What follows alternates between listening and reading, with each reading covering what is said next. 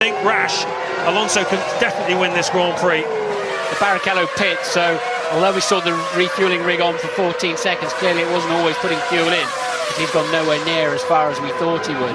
And I think Alonso needs to think of his World Championship. He cannot afford to go and wipe a wheel or a nose off against that Ferrari. And right now he doesn't need to. Massa in the other Ferrari is 22 seconds behind them and also has to pit. So, well, but I don't think that Fernando thinks like that, does he? He wants to. I think he's just going to want to move it. If he gets anywhere near him in a braking zone, he'll sail past him. Well, notoriously difficult place to pass Imola. Remember last year, Michael Schumacher spent 12 or 13 laps tucked up behind Alonso at this kind of range. The position's the opposite of what they are here today, and he could not get past him. It's a bit of a different situation here now. That was a run to the flag. There were no more pit stops to come, whereas this year... As Alonso gets it all wide in Acque Minerali. In a way, he needs to just sit behind him, I would have thought, use the extra few laps to build the cushion rather than burning his tyres out now. But if... you know, if Michael does bolt a new set on and starts flying again, Alonso knows he'll be under pressure later on in the Grand Prix. This is so close. Yeah, I think we've got a car. I saw a car in the wall there up at the Variante Alta. I think that's Yuji Ide. Yeah. Look at this. It's very interesting. Look how much earlier Schumacher goes on the brakes and how much earlier Alonso can use the throttle. These are real-time comparisons here. The green, the throttle, the red, the brakes. Everybody in the grandstands below us, we're just above this main grandstand, they've just gone past. Everybody up on their feet every time they come through, they're loving this. We've got 26 more laps of it. Well, they're back into the 1:28s now, which is kind of pedestrian. 4.5 seconds slower than the fastest lap of the Grand Prix, set by the man who's struggling most now, Michael Schumacher. Clearly with some kind of graining situation, and the graining's not going to go away, and surely Alonso's going to stick it up the inside, but Michael didn't give him any space at all, and I really thought he got a good shout there. But you can see then Alonso is actually quite cautious about it. He knows there's no point in throwing away 8 and almost certainly 10 points that are available to him this afternoon. That's true, but we are in the entertainment business, and so is Fernando Alonso. He's played the percentage game last year, driving this time last year for sure. He would have played it safe, but you wonder this year. He did say to us on Friday that he needs to take more risks this year, to attack more. He does feel under a bit more pressure, I think, from those around him. At the moment, you'd have to say it's looking good for him, though. Flavio Briatore, we saw a moment ago, thoroughly enjoying himself up on the pit wall. The new president of Renault Sport announcing this week that Briatore is to be re-signed for the future and making a commitment for Renault to stay in Formula One. And that's terrific news for everybody who loves Renault and Formula One. And look how close Alonso is now as they go down the straight. Schumacher looks in his mirror, checks them. Alonso just goes to the left just to show him he's there. Down towards Tamburello chicane. Certainly Alonso is much stronger on the brakes, but it's down out of this Villeneuve chicane, which they're coming up to now, between Villeneuve and Tosa, where Alonso seems to be able to get closest to him, isn't it? You can judge their pace by the fact that people they're lapping are hanging on to the back of them. That's how much slower Michael is. Meanwhile, Massa's now only 17 seconds behind them because Michael is just so slow out there.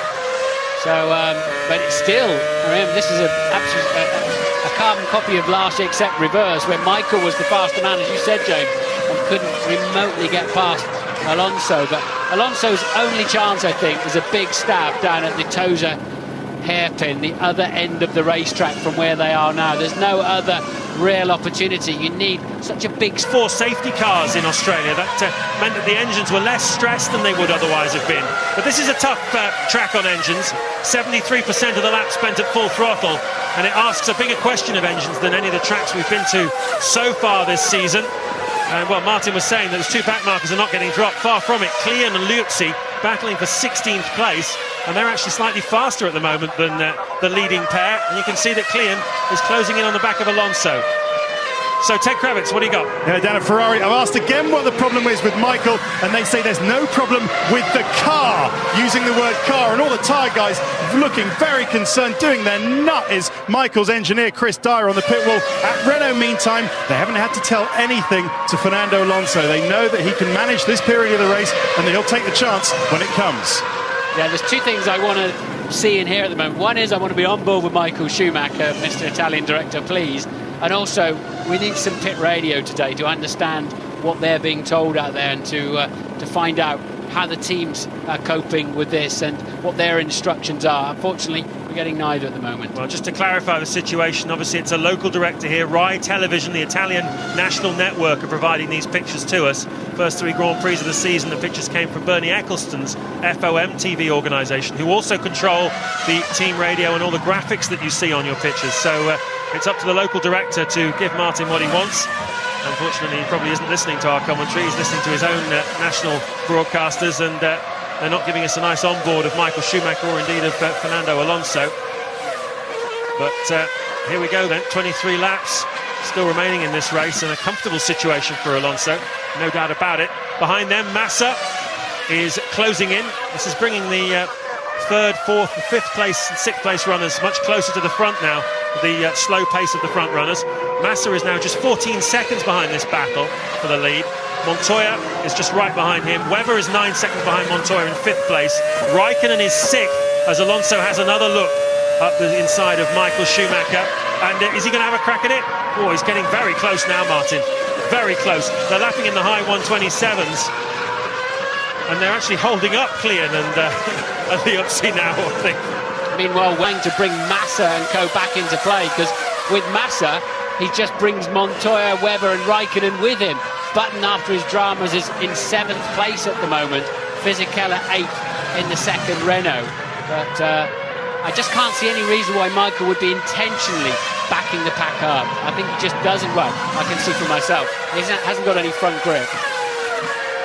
Yeah, that's the problem for the Ferrari. They've come here with a raft of changes to the car, which certainly seemed through free practice and qualifying to have made a big difference. This is traditionally a Bridgestone track, and they are on the Bridgestone tyre. Alonso using the Michelin tyre. Webber also is using the Bridgestone. There's nothing wrong with his pace, as you said. A low 1:25 at the moment, fastest man on the racetrack. So it's not particularly a Bridgestone problem per se, other than the set of Bridgestones that Michael Schumacher has on that car at this particular time. They worked fine in the first stint, and not so well now. Renault mechanics getting ready for one of their drivers. But if they bring Alonso in now, Fisichella's not that long ago pitted, so if they bring Alonso in now, he's well wide there, isn't he? Then they're going to feed him right back into the Webber-Raikkonen scrap for 5th and 6th, unless it's a very, very quick stop. But the thing is, Martin, they've looked at it and realised that everybody else is closing up behind him. If they don't bring him in now, knowing that Schumacher will be pitting in the next lap or two himself, that they could actually get leapfrogged by someone behind them, like Massa, for example, or Montoya. So it's vitally important. It's quite clever thinking by Pat Simmons. I think he's going to bring him in, knowing that Ferrari are going to make a stop as well, and knowing that the field are concertinaing up. Alonso gets the call. In he comes. A tactical switch by Pat Simmons. Ted Kravitz taken away. But Ferrari are out in the pit lane as well. So it looks like that's going to be for the other one, for Felipe Massa. But that would have worried Pat Simmons, and he had a little smile to Pat Simmons when he made that decision. Excellent, excellent stop by Renault. Let's see what Ferrari can do to respond. Here's Massa. Ferrari will respond instantly. They'll get Massa dispatched, and surely they'll bring Michael in straight away as well at the end of this lap to respond to that. And that's the only thing they can do to keep Michael Schumacher in the hunt. Alonso's got to pull out some kind of stunning outlap as well now. Yeah, he's in luck though, Alonso. He cleared Montoya. He's in front of Juan Montoya. And with Felipe Massa having pitted as well, it looks like it's worked out beautifully for Renault, for Pat Simmons, the tactical genius on the wall, and for Fernando Alonso. Ferrari, well, they were going to come in roughly now anyway. We knew that from the fuel load that they took on at the first round of pit stops. Renault knew that as well, and that is very good thinking.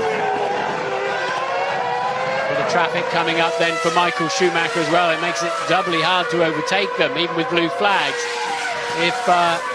If you've not got the car underneath you, we're hearing that Christian Klein has retired. Toro Rosso there, I think, was just getting out of the way rather than struggling necessarily.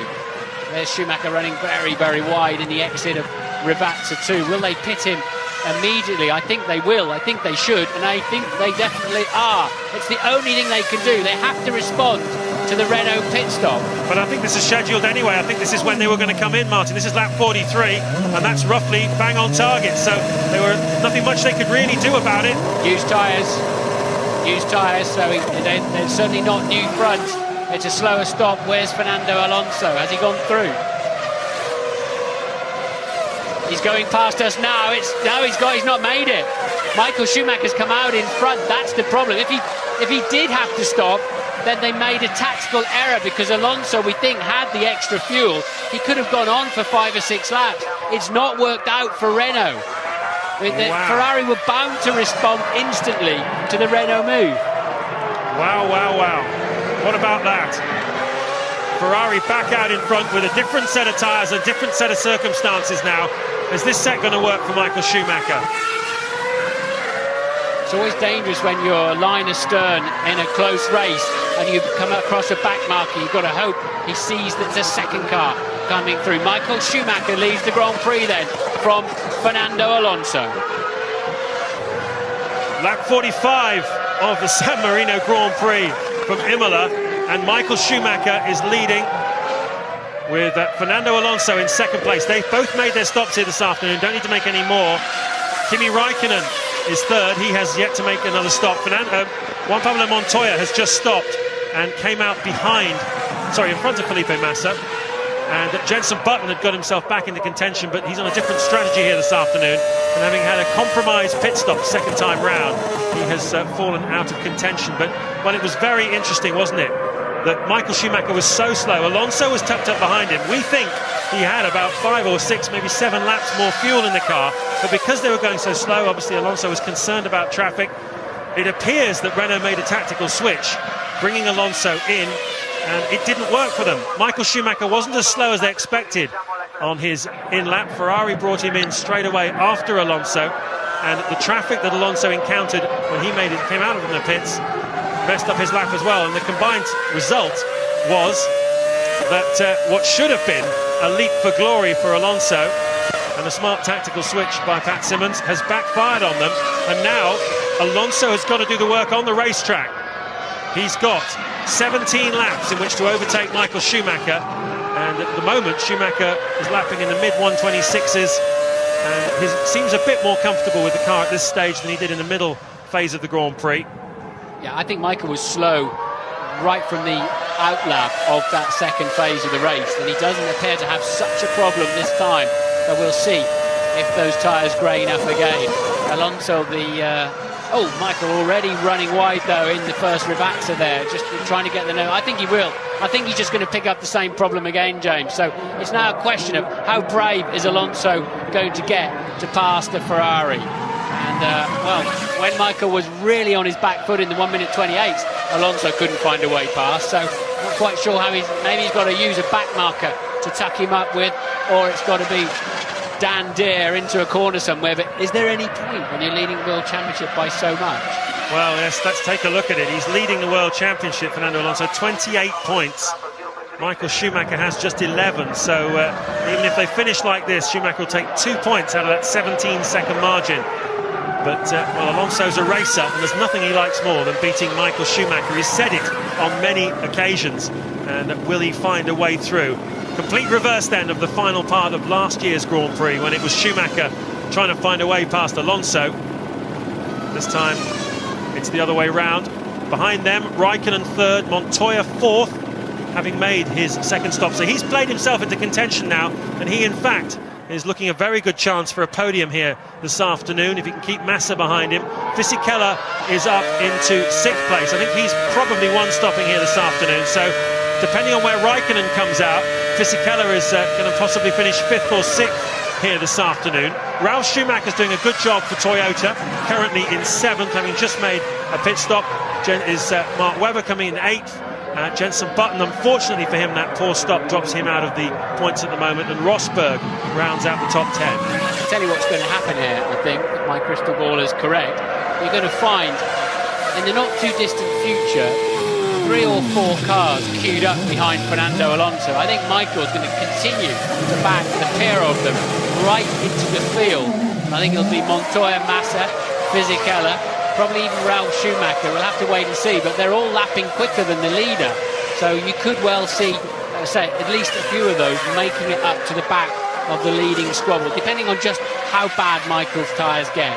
Well, there's the answer. Fisichella in front of Raikkonen. So the tactics for the Renault team, provided he doesn't have to stop again, and he stopped on lap 29. Well, I'm not sure he did take up enough fuel, actually. Maybe he does have to stop again, but we will wait and see on that one. It's a scrap between Fisichella and Raikkonen anyway for 5th and 6th places here this afternoon. Montoya looking good for a podium. Massa is 2.5 seconds behind him. And there you can see the rest of the runners. Coulthard still outside the top 10. He started this Grand Prix from 14th place, and that's exactly where he is now. Lots more races still to come as Alonso makes a mistake in the first Ravazza. Possibly a sign that he's in trouble. There's Coulthard going very, very slowly indeed. And look how much that mistake cost Alonso. He'll come right back onto Schumacher. But, well, a strange moment there. 15 to go here at Imola. A lot of racing still to come. Into the closing stages of the San Marino Grand Prix. We've had over 50 racing laps here, and 2 of the finest drivers in the world are just 0.3 of a second apart. Michael Schumacher is in trouble, not as much as he was in the middle part of this Grand Prix, but he's still struggling for pace at this point. He started this race from pole position with Fernando Alonso, who's currently in 2nd place and really hassling him, starting from 5th. Alonso had a great start though. Michael Schumacher leading away from Jenson Button, also on the front row of the grid. And Button was really a match for Schumacher in the early part of this Grand Prix. We had a safety car early on when Christian Albers in the Midland had a spectacular roll on the opening lap. Alonso went quite long on the fuel. It really worked for him, and he played himself into contention, getting himself ahead of Jenson Button, who's been on a different strategy from the others. He's run 3 stops this afternoon. Unfortunately for Jenson, his 2nd stop went all wrong when the lollipop was lifted up while the fuel hose was still attached, and it ripped it away from the hose and knocked a few mechanics over as well, and Jenson really fell out of contention for a podium at that point. He is currently in 7th place. Well, Michael Schumacher didn't like the 2nd set of tyres he took on this afternoon, and his pace was terrible in the middle part of the Grand Prix. It allowed Alonso to close right up to him. Renault made a tactical switch, bringing Alonso in a little early, but it backfired on him. Ferrari came in the lap after, and Michael Schumacher rejoined in front of Alonso. Alonso having had a little bit of traffic on his outlap, and Schumacher not being quite as slow as Renault thought he was on that in-lap, and that's why we are where we are. There's another good scrap on the racetrack as well. That is between Massa and Raikkonen, and Fisichella is having a good battle. Here's Alonso. This is one of the places he's been very close to Schumacher, the Tosa corner, and 11 to go. Does he need to pass Michael Schumacher? No, from a championship point of view he doesn't. He's 17 points ahead of him, and he's only going to give up 2 by finishing 2nd behind him. But does he want to pass Michael Schumacher? Martin, and then just falling back to Massa's pace. But Michael not struggling as much. He's doing mid-26s instead of the 28s he'd fallen into in the last stint. But there's 2 chances, I think, of a stab for Alonso. One of them is down into this last corner, but that is super risky, and Michael will have to yield if he comes down there. His best shot is out of the Villeneuve chicane into Tosa, but he doesn't look like he's anywhere near enough. That last lap was his closest, but he's been on the exit of Villeneuve and still nowhere near close enough to have a go at Michael Schumacher. Put yourself in the cockpit here of Alonso's car, Martin. You've been here many times yourself. You're close up behind a car you know is slower than you are. You're watching what he's doing. You're watching what his weaknesses are. What's going through your mind? We're just hoping to distract him and annoy him, which is to a certain extent why Alonso's driving an unusual line into some of the corners. A big concern, and I hope Renault have a good margin on their cooling, because all of the turbulent and very hot air that's coming off the back of that Ferrari as it's been sort of used and abused, passed through the radiators, feeds into the radiator of the Renault. And you can soon pick up 10, 15 degrees on everything, and the margins are not that great. So you've got to also think about your own reliability and your own car. But as I said earlier on, I think maybe Alonso's best shot is if they get tangled up in some back markers. But even then, with today's blue flag rules, they all just jump out of the way anyway. Well, they're 5 seconds behind Jacques Villeneuve. He's the next back marker that they will encounter. That graphic just showing the margin between the 2 cars, but it's kind of academic, really. It's about a car length. Everybody up on their feet below us, loving this for the second year in a row here at Imola. The crowd being treated to a fantastically close battle between these 2 drivers. Last year an Alonso victory. What price a Schumacher victory this year? Montoya is not catching them.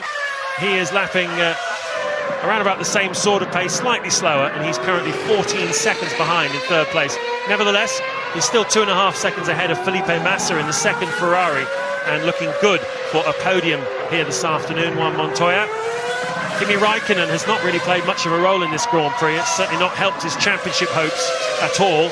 He's running in 5th place, but he's 0.3 of a second behind Massa, and I imagine he would welcome the extra points from trying to put a pass on him. Webber really much lapping on his own, really, in 6th place for Williams. Another very solid performance from the Aussie, getting them pretty much the most out of that Williams-Cosworth package. Sir Frank Williams saying yesterday that he would be making a decision on engine choice for next year in the next few weeks. The engineers are pushing him hard.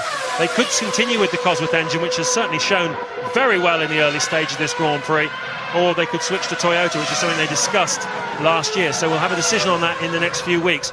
David Coulthard we saw going slowly earlier on as he was passed by these two.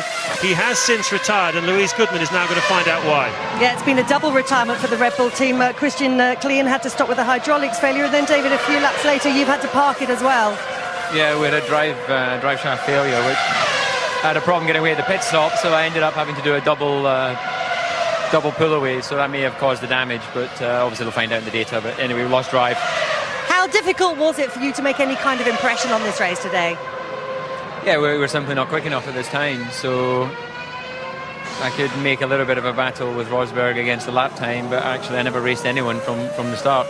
So we're firmly in that third group at this moment in time, and obviously we want to get back in the second group and then can try and stay on the lead lap. Thanks, David. Interestingly, looking at the computer here, that Michael Schumacher, I mentioned a moment ago that Jacques Villeneuve was the next car they were going to catch, and he was just over 5.5 seconds in front of them when I said it. Well, he's now 6.2 seconds in front of them. Michael Schumacher is just pegging the gap to Villeneuve, running at the same pace as the French-Canadian, so he won't catch him. So that the very thing you were talking about, Martin, a back marker affecting the outcome, is trying to stop that from happening. Yeah, that's a good point. As they're not actually lapping on leader's pace, although they're leading the race, of course they're going to catch less back markers, aren't they? Especially as we've just got the 16 runners, 6 cars out. Coulthard drive shaft, Sato, don't really know, Klein hydraulics, Ide front suspension problems, Trulli gear shift problem, Albers upside down on the first lap. And a lot of those cars that we've just mentioned who have retired may well have been the back markers also they would have caught. So it's looking pretty good for Michael Schumacher at the moment, unless Alonso can just hustle him off the road somewhere. But as we keep saying, why would he take that risk? Yeah, 17 points ahead in the World Championship at the moment. It'll be 15 ahead of Michael Schumacher if it finishes like this. And it'll be 19 in Alonso's favour if he finds a way past him. That's the equation. It's fairly early in the season. This is race 4 of 18. It was due to be 19 this year, but the Belgian Grand Prix at Spa was cancelled in September because we now have an 11th team in Formula 1, Super Aguri. There weren't enough pit garages at Spa, and the facilities generally were not good enough, so they've gone away to do some work on that place ahead of next year's race. I know it's one of your favourites. Many of you responded to the FIA survey last year and said Spa was right up there amongst your favourites. Well, don't worry, it will be back, we understand, next year. Talking of number of teams in Formula 1, Jean Alesi saying yesterday that he's still working very hard to get an entry for next year. We'll be announcing, the FIA will announce who the 12th team is for the 2008 season next week, and everybody tipping it to be David Richards, former boss of Benetton back in the 90s, and more recently BAR Honda. Well, Alesi hasn't been favoured with the entry, we understand, this time round, but he's hoping to get a team out next year, possibly a McLaren B team, using the old McLaren factory in Woking, with the main team having moved on to their wonderful new facility down there. It's a great facility for them. If they can, if Alesi and his boys can get the money and the resources together, we will see. 6 to go here at Imola. Ted Kravitz has something for us. I just picked up a nice bit of information from the Renault garage. I went in there saying, come on, what's going on? Surely Fernando hasn't settled for second position. They say, no, he's still pushing, and they say, we anticipate a very exciting final 5 laps. So, well, guys, I mean, is he saving some revs in this engine? Is he saving everything for a last lap assault? We'll find out. Wouldn't it be great? Wouldn't it be great?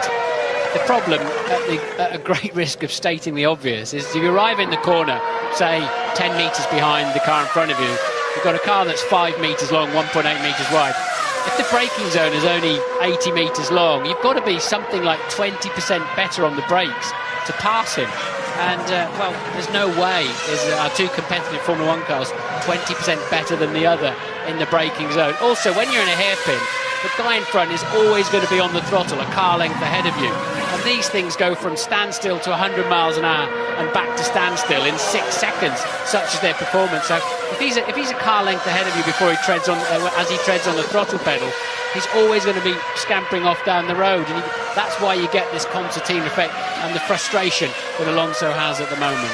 Yeah, meanwhile, there has been a lot of brake dust coming out of Alonso's wheels in the last few laps anyway, so it's far from clear whether he has the brakes to do the job, even if he wanted to. Little swirly move up the inside of Michael Schumacher, just distracting him again. A reasonable crowd here this weekend. This race has coincided with Easter on a couple of occasions in the last few years, and that's really hammered the crowd. Also, high ticket prices, but today it was £30 for general admission, even though if it was 300 quid for a grandstand seat. And well, they seem to have got a fair number of people into the place. Well, Michael Schumacher was saying that these next few races are when he'll make a decision about whether to continue racing in Formula 1 in 2007. Between now and Silverstone, really, he'll take his view based on the extent to which Ferrari are able to react to the performance of Renault, particularly this year, and build him a car that can really challenge for wins and the World Championship. Certainly on the evidence of this weekend, they've taken a good step forward. But is it enough to get him into the championship hunt on different venues? Imola, always a great Ferrari Bridgestone circuit. What will be the story at Nürburgring in a couple of weeks' time, and the week after that at Barcelona, where the Renault has been doing some stunning times in testing? We will see. Well, Michael's tended to be very strong in the Nürburgring, hasn't he? Designed half the track himself, so it very much suits his driving style.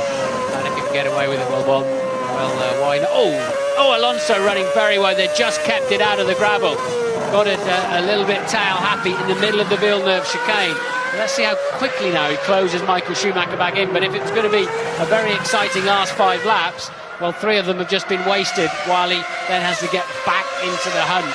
But well, Rosberg went off there just before qualifying, didn't he? And got on the gravel and just smashed straight into the wall. There's nowhere to go there. He dropped the back end just as he was about to ride over the curb, and it nearly spat the car clean off the racetrack. As you say, let's see how long it takes him to get back onto the tail of Michael Schumacher, having lost all that time. That's the top 8 at the moment. Fisichella having started in 11th place on the grid. Let's have another look at it. Yeah. I almost wondered if that was a different camera angle. It was the same incident. What we were missing there is the sort of slightly violent bit in the middle where it went askew. And, well, is that it? Is that Alonso settling for second now because he's falling further behind? What sent him off the road like that?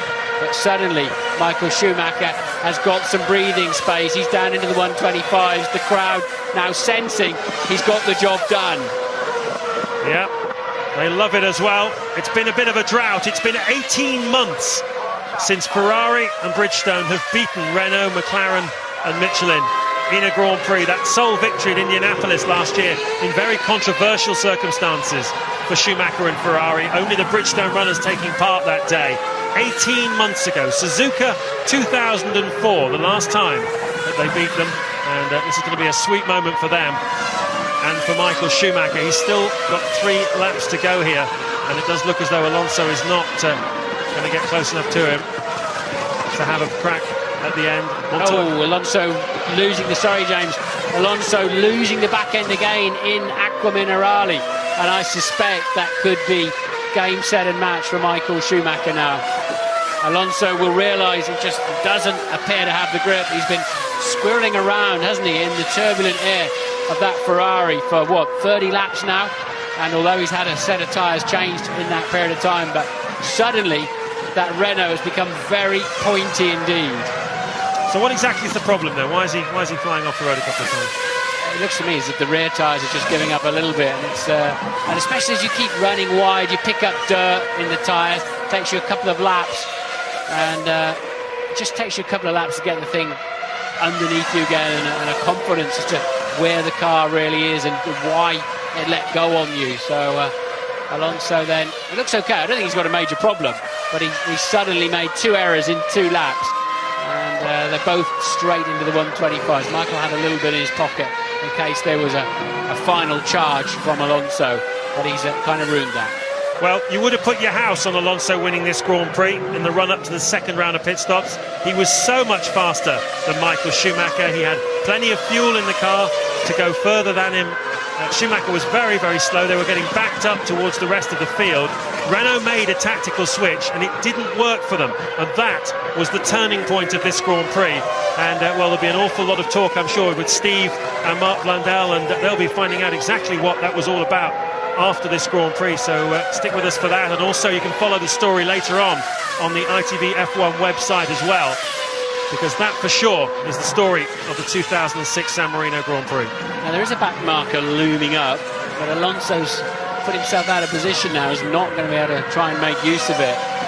That's the problem with those little mistakes. But if Renault could have gone further, you have to say it was a mistake, because Ferrari were, even though Massa was in the pits, they had a half a lap to get themselves prepared. I don't think they were expecting Michael that lap, because I was looking out the window as you're talking, and the mechanics were rushing around like crazy. I think it was quite a last-minute decision to bring Michael in, and Ferrari were only ever going to react to what we think was an early stop by Alonso and just cover him off, and that's what they did. Yeah, for sure. Maybe he was a lap or two earlier than scheduled. It was certainly in his pit stop window, but maybe they did, that's right, react to and bring him in, and in which case the fact that Schumacher had a good in-lap, better than Renault had expected, and the fact that Alonso came out in traffic was enough to turn this Grand Prix for him in Michael Schumacher's favour and send him on his way to his 85th, count them, 85th career victory. It's been an afternoon of disappointment for a lot of people. Button down in 7th from the front row of the grid after that fuel rig problem, but he was 3-stopping and wasn't going to be up with these boys anyway on that strategy. Fisichella's gone from 11th to 8th in the sister Renault, which is pretty unspectacular, you'd have to say. The only man really outperforming his car, I think, out there's Mark Webber in 6th place for Williams, also on Bridgestone tyres, of course, but a lot of lacklustre performances, I think. So Michael Schumacher has done it on home soil for Ferrari. He has won the San Marino